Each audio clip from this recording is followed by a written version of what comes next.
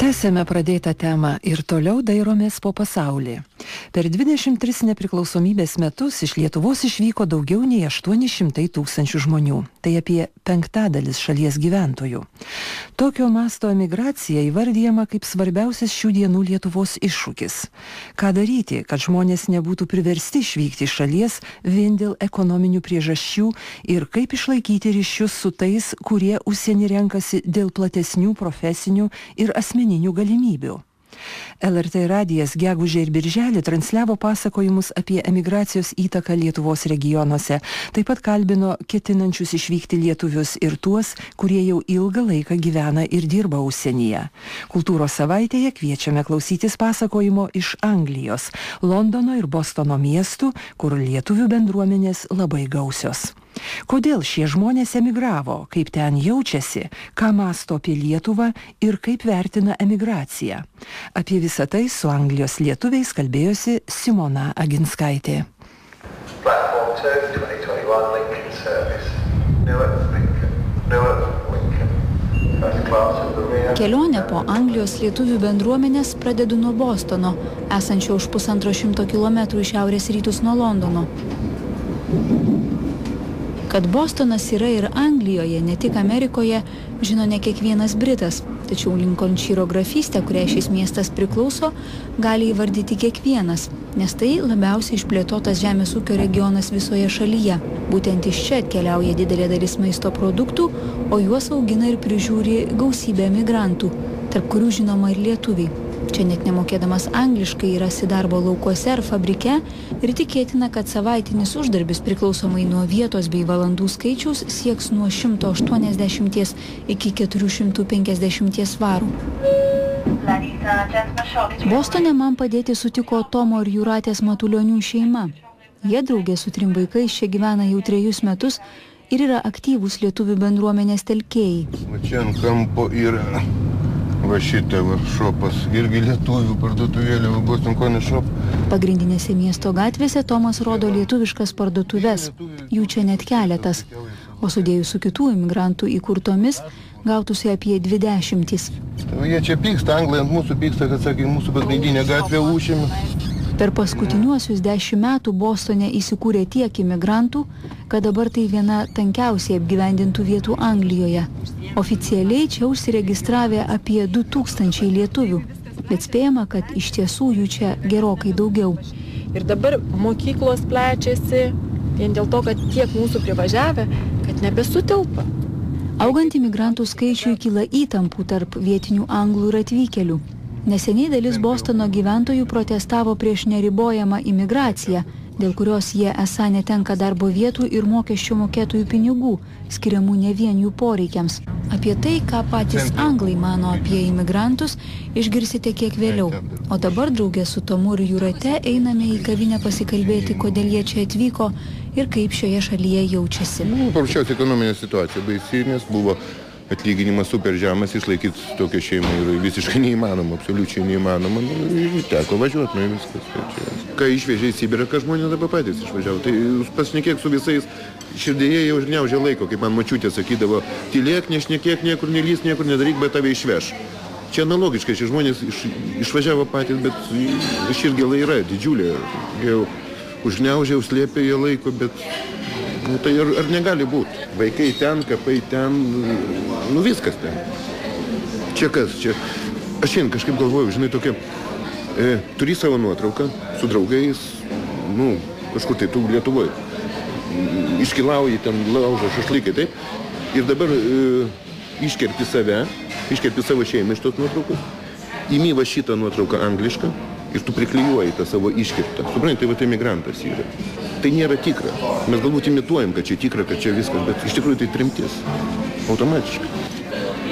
Imkim lietuvius, kurie Amerikoje buvo emigrantai, jie kūrė vėl. Kažkurie vaikai grįžo, kažkurie vaikai galbūt davė tą postumį tam nepriklausomybė, ten kažkas, tai suprantate.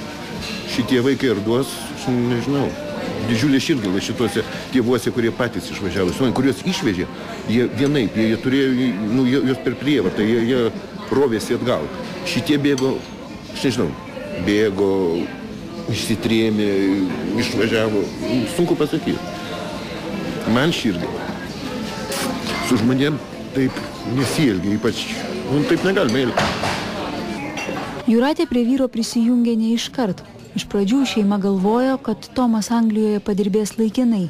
Tačiau vėliau planai pasikeitė. Lietuvoje dirbusi universitete anglų kalbos dėstytoja, Jūratė čia tęsia pedagoginį darbą, organizuoja pamokas anglų kalbos nemokantiems lietuviams.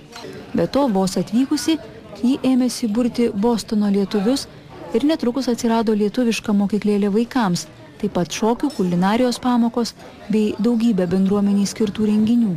Tiesa, pasakius, aš buvau labai laiminga Lietuvoje, nes turėjau puikų darbą, puikias kolegės, draugus, tėvus.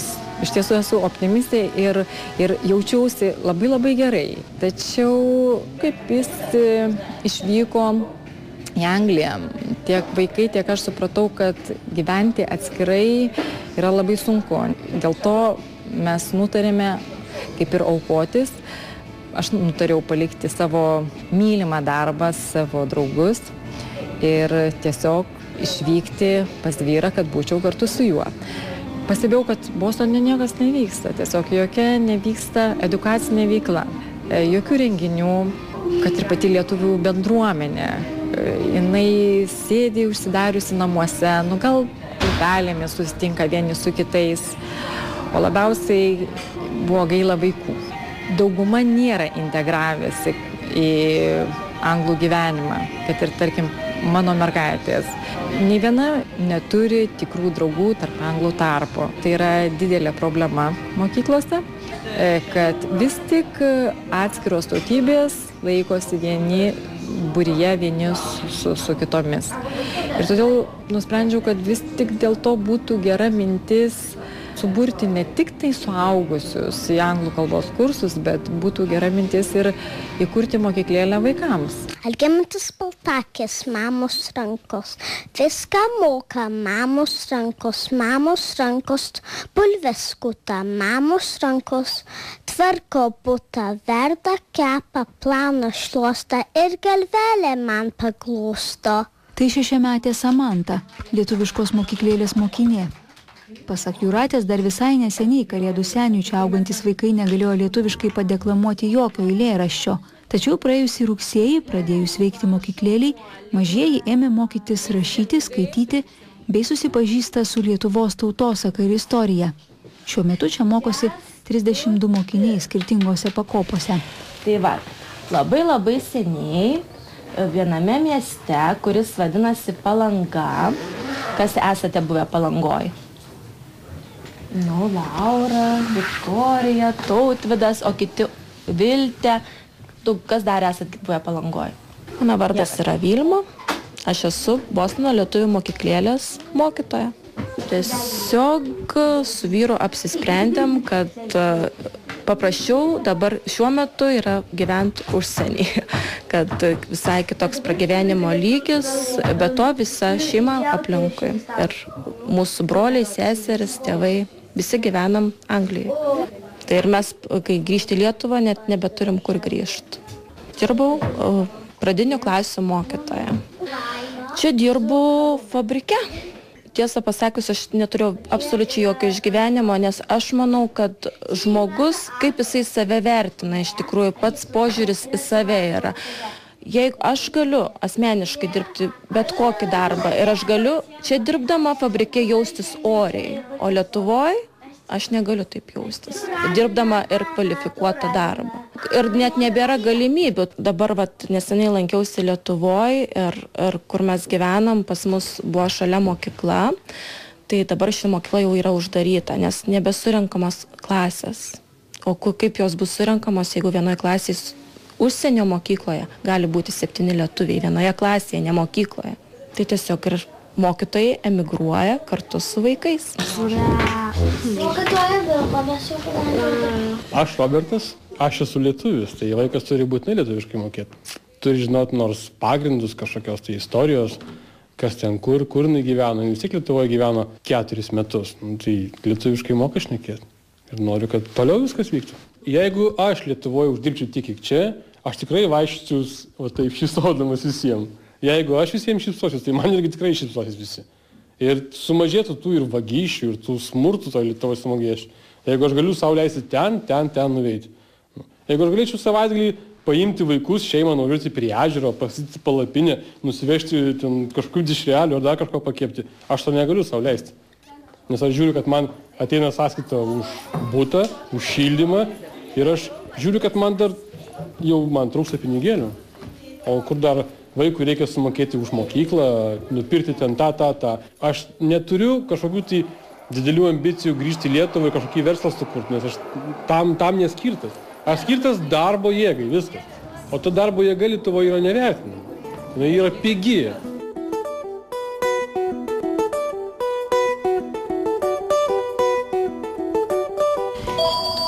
Hello, thank you for calling. Hi. Hi, yeah, what is it? Dėl imigrantų Bostono gyventojų skaičius išaugo trečdaliu ir dabar siekia 60 000. Yeah. Pradžioje tai atgaivino ekonomiką ir skatino miesto plėtrą, tačiau dabar vis daugiau vietinių yra linkę migracijos srautus apriboti. Yeah. Dėl to organizuojamos net gana aršios protesto akcijos. No, I've just been in the middle of an interview for Lithuanian radio. Impressed, aren't you?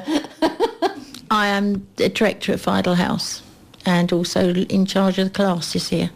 Aš esu bendruomenės namų direktorė atsakinga už čia vykstančias pamokas, taigi turiu labai daug bendrų reikalų su lietuvių bendruomenė. Manau, kad dauguma vietinių žmonių juos priima labai pozityviai, bet visada yra dalis tokių, kurie nusiteikia prieš.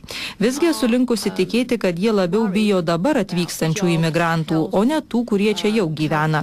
Jie nerimauja dėl darbų, socialinių išmokų ir iš dalies jie yra teisūs, imigrantų čia jau yra labai daug.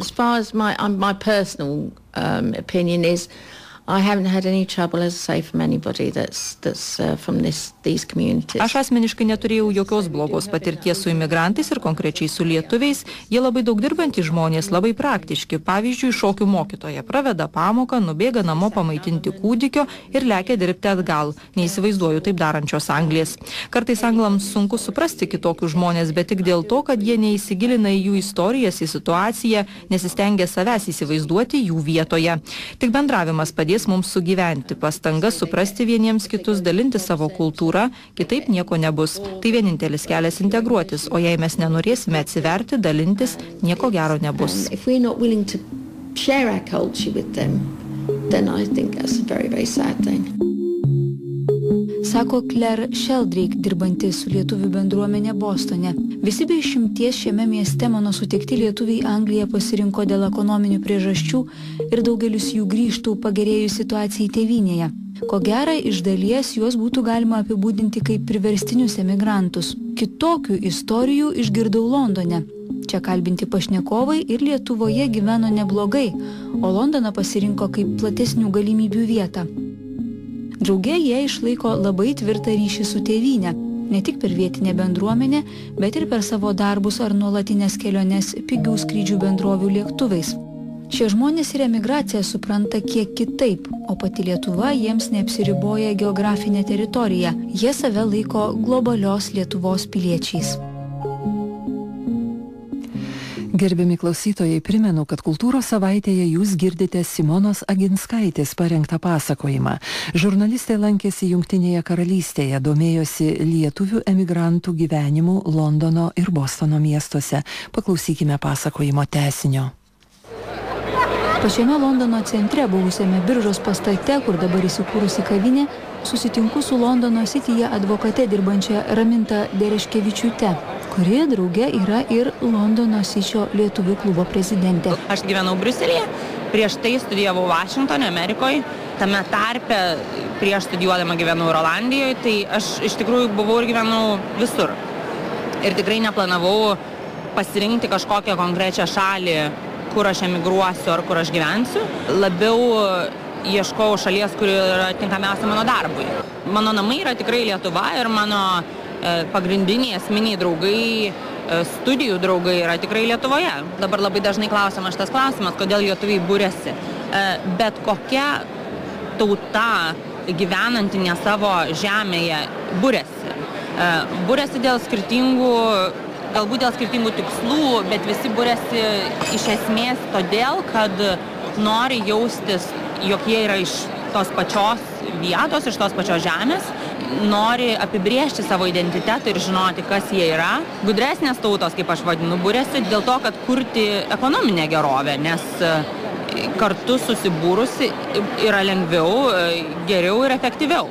Manau, Sičio klubas konkrečiai ir vienyje visus tuos tikslus. Tai yra identitetas, kas mes esam lietuviai, kokie mes esam lietuviai, tie, kurie baigia universitetus, aukštą išsilavinimą užsienį arba Lietuvoje ir dirbantis Cityje Londone, bet dirbantis bankuose, kontorose, konsultacinėse įmonėse. Tai toksai apvienijantis tikslas. Ir be abejo, visi norime kažkokį turėti tiltą su Lietuva ir pasidalinti tą patirtimį. Anot Ramintos, burdamiesi į lietuvių Sičio klubą, jie siekia ne vien tautinės bendrystės, bet ir stiprinti čia dirbančių lietuvių įtaką bei savo patirtimi daryti su Lietuva. Klubas vykdo keletą programų, kuriomis padeda įsitvirtinti kvalifikuotus darbus pradedantiems lietuviams. Taip pat skaito paskaitas Lietuvos universitetuose ar teikia paramą pasirinktoms organizacijoms Lietuvoje. Draugė jie tikisi, kad su metais jų patirtis praturtės ir tai galės pasitarnauti ne tik jų pačių, bet ir Lietuvos labui. Įdomu, kaip klubas augs, vystysis, kaip mes visi sensim. Ir kokias pareigas galbūt labai aukštas ir labai geras užimsime ir kokią galėsime įtaką padaryti ne tik tai Lietuvoje, bet kalbėkime Londone ar už jo ribų. Viskas yra įmanoma. Tai manau, kad įdomu žinoti apie Sičio klubą, kad mes tokie esam, ką mes darome ir kad mes tikrai nesame pasikėlę, per daug užsiėmę. Mes visi dirbame savo darbą.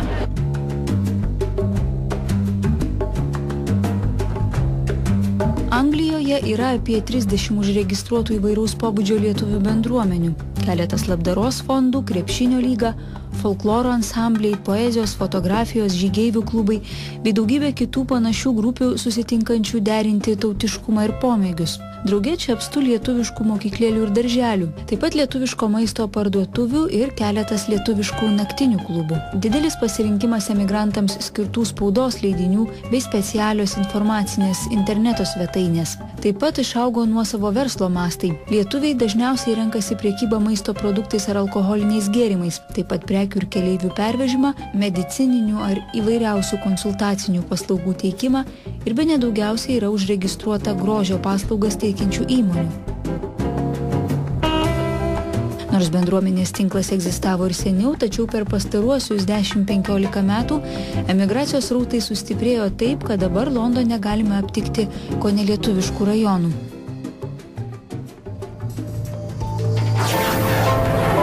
Neseniai per pasaulio lietuviams skirtą LRT Lituanika televizijos kanalą imta rodyti laida Tapatybė LT, kurios autoriai pasakoja apie emigracijoje gyvenančių lietuvių darbus bei pastangas išsaugoti lietuviškumą.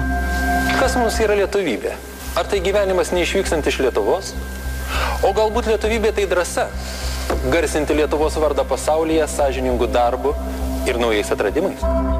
Šios laidos iniciatoriai, redaktoriai ir kūrėjai Anglijoje lietuviškais maisto produktais prekiaujantys verslininkai, jau 10-metį vadovaujantis įmoniai Lituanika. Šeimyninis verslas apima didmeninės prekybos bazę ir daugybę maisto prekių parduotuvių visoje Anglijoje. Tai didžiausias lietuvių verslas Jungtinėje karalystėje, sukūręs per 200 darbo vietų, o beveik visi Lituanikos darbuotojai lietuviai. Viena didžiausių įmonės parduotuvių rytinėme Londone, maždaug valanda kelio nuo miesto centro viešuoju transportu. Bektone, vietinių lietuvių kartais vadinamam bektoniškėmis, mane pasitinka Lituanikos rinkodaros specialistė Irma Mačiulytė.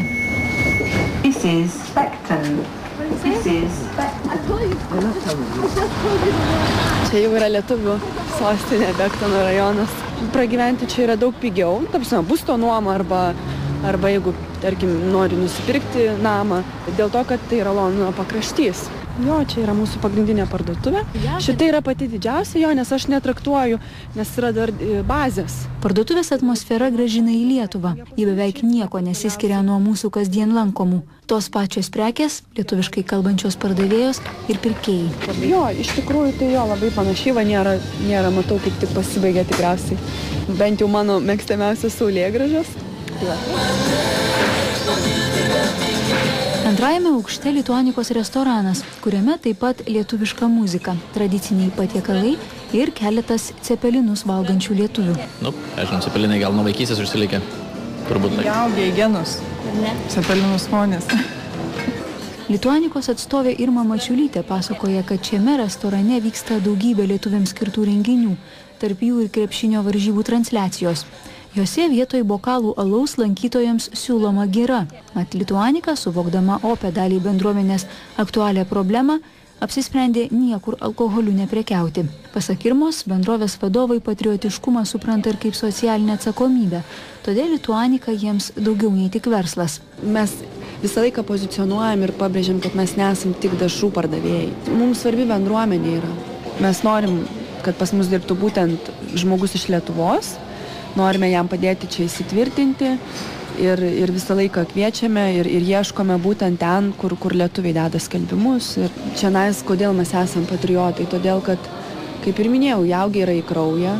Mes dažnai būname Lietuvoje, mums rūpi Lietuva, mes visą laiką sekam naujienas, kas vyksta. Mes neatsiejami esame nuo Lietuvos dėl to, kad ir tiekėjai mūsų yra lietuviai ir mes tiekiame iš Lietuvos ir paprasčiausiai, kadangi mūsų klientų yra 70% lietuviai, domėdamėsi jų poreikiais, mes negalim būti atsieti, tarkime, nuo Lietuvos. Ir labai norisi iš tikrųjų, kad būtų išlaikyta ta lietuvybė ir organizuojame įvairius renginukus vaikam, kur kviečiamės būtent vedėjus lietuvius, kad jie lietuviškai kalbėtų, lietuviškas daineles dainuotų, eiles deklamuotų. Dabar bus mamytės renginys mūsų parduotuvėje.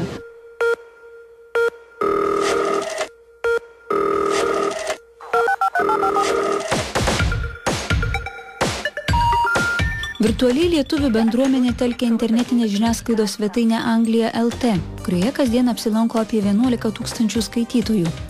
Puslapio įkūrėjai ir savininkai Laurinas Greinys ir Remigijus Kostravickas daugiau nei 10 metų dirba šioje srityje ir jau gali kalbėti apie pokyčius, kuriuos stebi Anglijos emigrantų bendruomenėje. Bendruomenė kaip įleido šaknis jau, nes jeigu ten 90-ųjų pabaiga, 2000-ųjų pradžia buvo tokia labai bendruomenė nestabili, labai daug žmonių atvažiavo, šviežių, nieko nežinojo, tai dabar yra labai daug žmonių, kurie jau gyvena gerai, turi informacijos pakankamai, gali kitiems patarti. Yra daug žmonių, kurie labiau apsiskaitę, gal daugiau pradėjo studijuoti žmonių, gal daugiau, bet tikrai yra nemažai protingų žmonių, kurie protingų, ar kaip čia pasakyti, kultūringų, kurie, tarkime, gal ir nėra labai stipriai išsilavinę, bet jie gyvena normalų, ramų gyvenimą. Nes seniau tai labai dažnai Britanijos lietuvis iš karto koks būdavo stereotipas, mužikas, vagys, gal kažkoks dar kažkas panašiai. Gal tik pridėti norėčiau, kad iš tikrųjų žmonės daugiau pasitikė savim ir savo sugebėjimais, savo žiniom ir siekia tų dalykų daryti, kas jiems patinka ar ką jie nori. Ir tai nebūtinai kalba eina apie jaunus žmonės. Tarkim, yra emigravę seselės, gydytojai, masažistės, kurios kurį laiką dirbo būtent tokį paprastą ar valytojos darbą, ar viešbučiuose, ar kažkokiur tai fabrikuose. Ir po kažkiek laiko, po kelių metų, gyvendami šioje aplinkoje, jie pamato, kad jie gali būti vertinami už tai, ką jie moka, ką jie žino ir pradeda siekti tų dalykų, kuriuos jie darė galbūt Lietuvoje, arba galbūt norėjo daryti Lietuvoje, bet neturėjo galimybių. Pavyzdžiui, kad ir tą patį verslą pradeda daryti. Yra nemažai verslo tų įmonių pastoviai lietuviškų atsiranda. Aišku, ne visos jos išsilaiko, bet jų, galima sakyti, daugėja iš tikrųjų. Čia patirties įgyja reikiamos, arba turi jau patirtį, čia dar išmoksta įstatymus, vietinės taisyklės išmoksta, tai pradeda verslus daryti iš tikrųjų. Puslapio Anglija LT įkūrėjai Laurinas Greinys ir Remigijus Kostravickas emigraciją mato kaip galimų pokyčių ir pačioje Lietuvoje šaltinį. Ypač jei dalis emigrantų galiausiai sugrįžtų ir parsivežtų čia įgytą asmeninę verslo bei politinę kultūrą. O likusius Lietuvoje, užuot smerkus ar moralizavus, kviečia išlaikyti ryšius su emigrantais ir suvokti juos kaip tiesiog besikeičiančios Lietuvos dalį. Net gal privalomai liepčiau išvažiuoti visiems gal bent metams pagyventi emigracijoje. Todėl, kad daugelis žmonių, jie gyvena Lietuvoje, jie net nemato pasaulio kitokio, jie net nesupranta, kad ne visame pasaulyje, norint vaiką į darželį įkišti, reikia kyšį mokėti. vietose. Tai, pavyzdžiui, ta korupcija visa, daugelis dalykų Lietuvoje atrodo natūralu ir gyveni, ir tau atrodo natūralu, išvažiuoji, pabūni kažkurį laiką kitur ir tu supranti gal, kad taip nėra. Iš tikrųjų, ta emigracija galima iš jos labai daug teigiamų dalykų pasisemti ir Lietuva nuo to būtų tik stipresnė. Aš taip manau, aš visiškai pritariu kolegai Remigijui. Aš, pavyzdžiui, aš asmeniškai, kai vertinu išvažiavimą, galbūt tai šiek tiek per stipriai, bet aš gimiau ir užaugau Vilniuje, bet išvažiavau studijuoti į Klaipėdą. Ir nieks manęs ten labai baisiai nemušė, nedaužė, kaip aš čia palikau Vilnių, kaip aš čia dabar Klaipėdai. Iš esmės aš žiūriu lygiai taip pat dabar. Aš išvažiavau į Londoną, gerai, ne Lietuva, gerai toliau, bet aš tai esu toks pats. Aš esu tas pats žmogus, kuris gyvenau Vilniuje ir kreipkis į mane ne ten, kur aš gyvenu, bet kas aš esu. Tarsi išvažiavimas, fizinis tavo vietos buvimas kitur, tarsi padaro tave automatiškai kažkokį tai neigiamų. Svetimas, tarsi tampi kitoks. Ir visiškai sutinku, kad lygiai taip pat, jeigu visi gyventų tik tai Anglijoje ir niekas neišvažiuotų iš Anglijos, tai jie gyventų savo sultyse ir nieko nežinotų, kokie yra pasiekimai, kokie yra galimybės, ką galima išmokti iš kitų, ką galima pritaikyti prie... Visa Britanija realiai yra britiška kultūra, yra multikulturalizmas, yra daugybės kultūrų, Pietų Azijos, Indijos, Pakistano, Jamaikos, Airijos, tos pačios Škotijos, britiškos kultūrų mišinys iš tikrųjų yra. Ir dėl to, kad daugelis žmonių privažiavo ir atsivežė savo idėjas ir kai kurios gal tos idėjos nebuvo geros, bet kai kurios idėjos buvo labai geros, kurios padėjo visuomenėje vystytis ir panašiai. Ir būtent lietuviai gali emigruodami pasisemtų gerų idėjų, verslų daryti, verslo etikos idėjų, apskritai viso gyvenimo, pasipožiūrė į gyvenimą, pasižiūrėti ir grįžę į Lietuvą, arba gyvendami užsienyje gali tas idėjas perduoti Lietuvai tiesiog. Ir taip, visiškai sutinku ir lygiai taip pat ne tik tai net versle, valdyme valstybės. Kaip reaguoti į emigraciją? Ką daryti, kad žmonės nebūtų priversti išvykti ir drauge kaip bendradarbiauti su tais, kurie užsienį pasirenka dėl platesnių profesinių ar saviraiškos galimybių. Šie uždaviniai daugelio įvardijami kaip didžiausias šiuolaikinės Lietuvos iššūkis. Londono ir Bostono lietuvių bendruomenėse lankiausi aš, Simona Aginskaitė. Šiuo Simonos Aginskaitės parengtų pasakojimų baigiame šios dienos kultūros savaitę. Man belieka priminti, jog laidą parengėme draugė su kolege Jolanta Kryževičienė. Prie mikrofono studijoje su jumis bendravau aš, Gailutė Jankauskienė. Linkėdama gražaus ir šilto vasarvidžio, geros nuotaikos, atsisveikinu iki kito šeštadienio. Sudie.